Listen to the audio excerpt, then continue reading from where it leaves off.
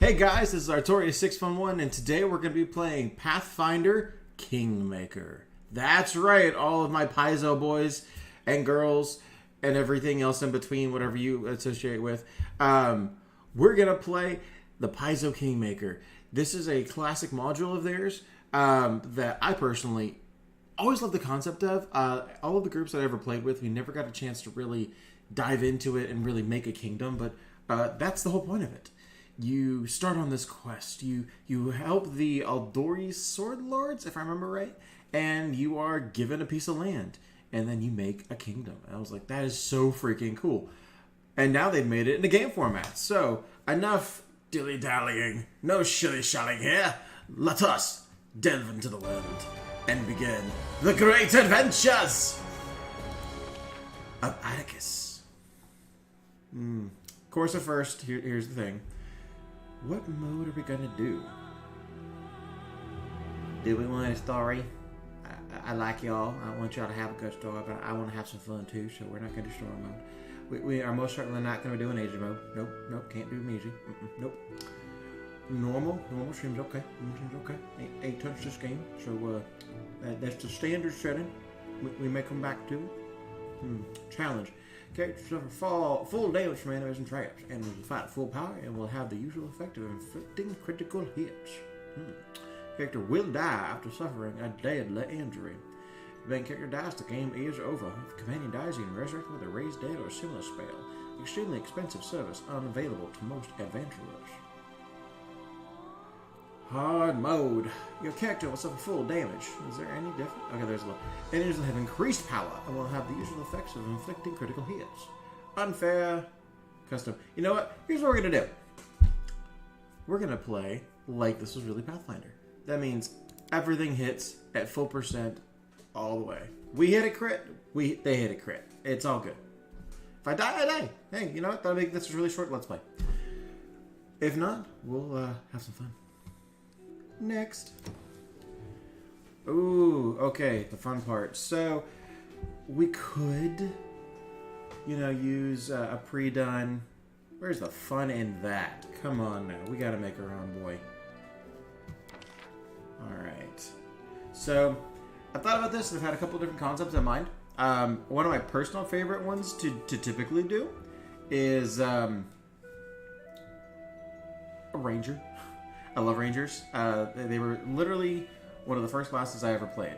The first legitimate class I ever played for 3.5 D&D fans was Dragon Shaman, without having any idea what that meant or how to do it, because I just was like, I like dragons. I can hit things? Okay, I'll do that. But next one would be a Ranger. That being said, because this is Kingmaker, we kind of need to have a charming personality. Which, if you look at Pathfinder's stats and how they build things, kind of leaves you with either one of three options, really, if you want to have that as a focus. You can either have the sorcerer, the guy in the back who just chants mystical power and then explodes it all over your face. Or we could do the bard, the lyrical, I tell you a story. Or we could do the paladin, I am the stalwart symbol of justice. I am here. And I thought about it, and since I tend to go melee, because that's me, I was like, hey, why not do a paladin? That seems like a great idea. So for this one, I think we'll do a paladin. But what are we? What are we as a paladin? We know what we're going to be, our class. Let's go ahead and pick that out. Oh, cool. Okay. They have Alchemist, Barbarian, Bard, Cleric, Druid, Fighter, Inquisitor. Huh. Interesting. Magus, too. Ooh, Magus is always fun. Okay, well, we're going to stick with Paladin, because otherwise I'll be here all day. Yes, that means I'm lawful good. I'm sorry, people. But are we a divine hunter? Most paladins rush the battle, meeting evil toe-to-toe. The divine hunters pretty engage evil from afar, striking down on her foes before they can threaten her allies. I always love the fact that in all of the books, the D&D and the Pathfinder, they always put it as a she. No, I mean, cool. I guess I just want to, I don't know. That always strikes me as odd. Hospitaler. Hospitaler. Right, close enough. Paladin known for the charity and for attending to the sick. Divine Guardian. Devotes themselves to the protection and guardianship of one creature at a time, be that a liege lord, an alleged cleric, or an innocent facing overwhelming danger. Do we feel... let's see here. Or we can go the classic. No real changes here. Because I know these are all archetypes, essentially. You know what? We're going to stick with a classic paladin. Because I'm feeling two-handed. Yeah.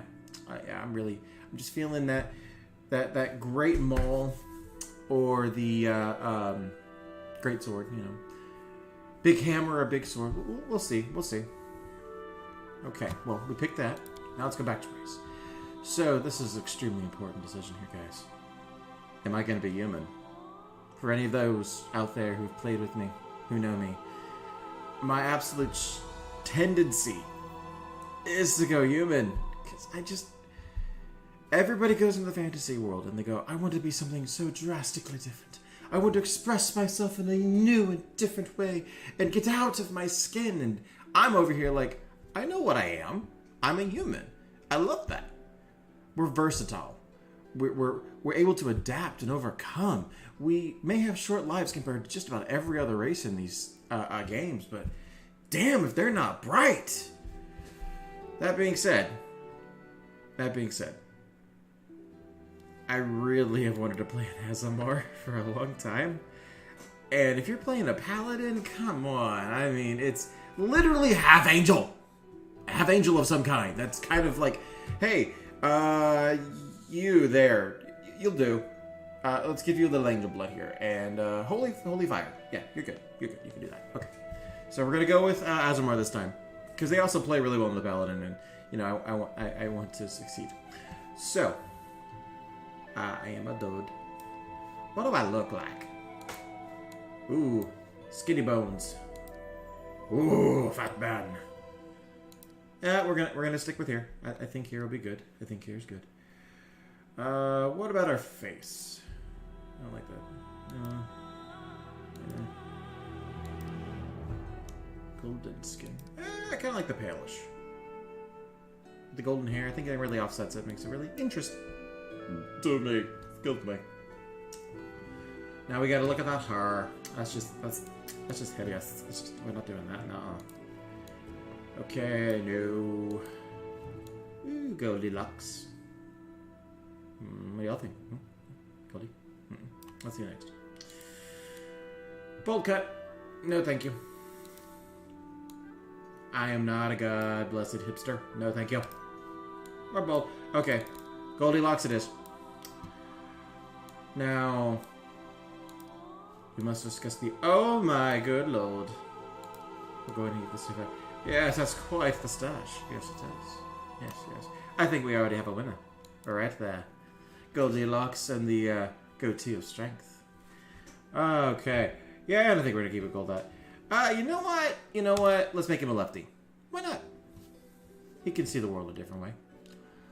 Alright, so we've got our class picked. Ooh, and I like how they set this out. See, so now I can be like, oh, hey, 4th level. I can learn to channel positivity. Guys, be good to yourself, please. I'm going to be channeling my positive vibes to you and hoping you subscribe. At 4th level anyway, till then I'm a bitter husk of a man. Let's get back to playing. Anyway, heritage. Oh, look at the look at the heritage. We can wait. Whoa, what did I do? Most Azamar do not know where they came from. Certain heritages have a +2 to wisdom and charisma, and a +2 ratio on diplomacy and perception. All can use the Searing Light spell once per day. That's not a bad one, but let's check out other stuff. Angel Cannon, multiple pentagons of exceptional beauty. God, we're gorgeous. and they serve as exemplars of good and light, regardless of the myriad forms they may take. Angel Blood and Asmar have a +2 racial bonus to strength and charisma, +2 to religion, and use magic. And can use lesser restoration spells once per day. I think we already have a winner. This is Goldilocks, guys. I mean, this is the prettiest one at the ball, and I like to heal you. Please, take my positive energy. Take it. Take it all. I give it up to you. Power, dragon yourself. Anyway. Now we have skills. This is going along swimmingly, wouldn't you say? Alright, so if we are going to do a two-hander, well, first thing, we gotta make him very nice. Everyone's gotta like him. You know, that's a big deal. Being a good leader and all, people have to kind of like you a little bit. Just a little, though. Because if your policies are terrible, then you're just a terrible human being. Carrot top, gold top. I'm not gonna go there. Anyway, if you're gonna be a great hander, great weapon wielder, you need strength. So, strength increase, right? Yeah. There we go. Oh, I forget. You can go up to 20. Now, do we want to go to 20? I kind of don't think so, because you look at that. See, we're doing the point buy system, and we have that's 4 points right there. That's a lot. I'd rather have the 10. So we're gonna avoid that. See, now we have 218 here. Actually, I think we'll probably go down here a little bit too. Because the other thing is, we need to be a little bit hardy. Kind of do. It's kind of important. Now, past that, a little bit fast. Just a little. I don't recall if Wisdom really does anything for them. He gets no bonus spells. I think all of his stuff is based on this. Paladin, sorcerers, okay, awesome. I think in actual Pathfinder, charisma determines a couple things for them that are really big and important, like all the different extra saves that they get, but their spells are based in wisdom, if I remember right. So it's not as big of a, like, it's a bit more of a divide. Apparently it's not for this, but we will find out later, won't we? But in the meantime here, because instead of doing that, we're going to make him at least a little smart. And a little bit faster. Just slightly. A half point faster. Because he's got to have some intelligence. Come on, guys. He's not dumb. Do you get any extra points for that? Oh, he does. Awesome. Okay. Now, what do we know? What do we know? Well, we know he's going to be very charming, so he has to be good with that. We do know as well... Let's see here.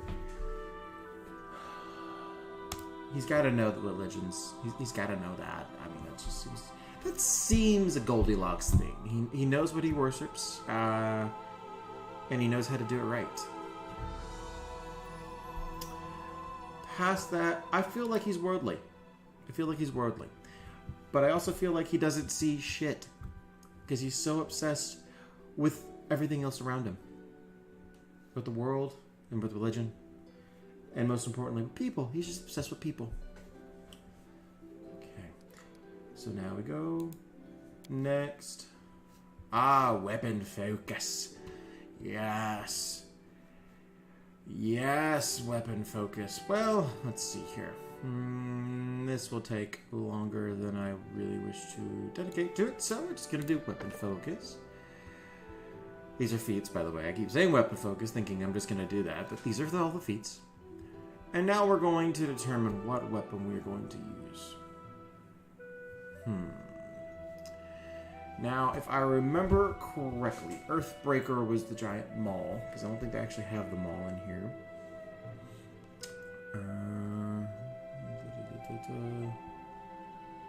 Nope, no mauls. So yeah, the Earthbreaker would be the maul. So do we want to do giant hammer? Or do we want to use a giant sword? Yes, I feel swordly indeed. Now, who do we worship? Let's see here. I know we gotta be lawful good. So what's our focus here? What do we honor? The father of creation, he's a stoic and serious dwarven god of the forge, protection and strategy, whose values honor, planning, and well-made steel. That was a really bad accent, and I slightly do apologize. He is often a distant deity, lending magical powers to his clerics, but leaving his followers to make their own way through life, knowing that this will make them strong and determined. Favorite weapon is the Warhammer. I like Torag, and I do like Torag, because most of my guys, when I played in Pathfinder, tended to be blacksmiths, or like to make stuff, so yeah, that was always a big deal for them. Sarin Ray, known to her faithful as the Dawn Flower, the Healing Light, and the Everlight. Sarin Ray is a goddess who teaches temperance and patience in all things. Compassion and peace are her greatest virtues, and if enemies of the faith, I can lose my place when I'm trying to look at you, hi, and if enemies of the faith can be redeemed, they should be. Worship of this goddess of healing, honesty, and redemption, and the sun began far to the east of the inner sea, and the vast Padisha Empire of Kalesh. But her worshippers can now be found throughout the world. I always equivalated this deity to the Jesus figure, pretty much. Shalyn can be lawful good too, also known as the Eternal Rose. But she can be lawful good too. Meh. Well, I just feel like this is not him. I don't know, maybe. He's a pretty boy. Shalyn, also known as the Eternal Rose, the Eternal Maiden, and the Uncorruptible, is the goddess of art, beauty, love, and music, and the half-sister of Zon-Kuthon. Shalyn focuses just as much attention on internal beauty as external, as aspects of her role as goddess of beauty. Shalyn also promotes the creation of art, and the composing and the performance of music. Clerics of Shalyn frequently are artists themselves as the goddess of love. Shalyn encourages the proliferation of that feeling in all of its forms. She is not the goddess of sexuality, lust, or fertility. It makes a very clear distinction between love and sexuality, although she does not in any way discourage erotic love. The few paladins who worship her practice courtly love. No, not a girl. Irori, also known as the Master of Masters, the Enlightened One, and the Perfect Human, is the god of enlightenment, self-perfection, knowledge, healing, and inner strength. His followers claim that he was once a mortal who achieved absolute physical and mental perfection and thus attained divinity of his own volition. He is one of the core gods, if not the most powerful deity, of the Vundrani pantheon, but has an increasing following in the Inner Sea region as well. Pretty much the monk god. Okay. I got a feeling it's going to be this one, but we'll find out. Iomedaea, also known as the Inheritor, Light of the Sword, and later Lady of Valor, is the goddess of righteous valor, justice, and honor. Having served as Aroden's herald, she inherited many of the last Aslante's followers upon his death, and continues to espouse the ideas of honor and righteousness in the defense of good and the battle against evil. Ooh, that seems like a fit for Goldie, in my opinion. It does. But we'll look at the others real quick. Arstil, known as the Old Deadeye and the Old Stag God, is one of the oldest human gods still worshipped in the Inner Seas region, and is concerned with family, farming, hunting, and trade. During the Age of Creation, Erastil was among the gods who battled Rovagug when he sought to destroy Golarion. They were eventually able to contain him in the Dead Vault at the planet's core. This religious dates back to the Age of Darkness, when small farming communities and hunter-gatherers prayed to him for bountiful harvests and successful hunts. The legends claim that it was Old Deadeye himself who crafted the very first bow and gifted it to humans to overcome the challenges of the world. Even as the accomplishments of civilization mount, Rastil continues to embrace and represent the simpler pleasures life has to offer. That also sounds a little bit like Goldie in my heart. I'll have to see what else he does. Animals, community, good, law, and plants. He likes the plants. Abadar, the god of cities, law, merchants, and wealth, also called the gods of walls and ditches in the Eastern Dragon Empires, is known to be a patient deity. Maintaining a strong, neutral stance in his actions, he sets forth to expand civilization and order among the peoples of Golarion. See, now I'm torn. See, I was kind of set on Iomedaea. Because she's just kind of the pinnacle of what a paladin's supposed to be. Honor, justice, law. good triumphing over evil. Nah.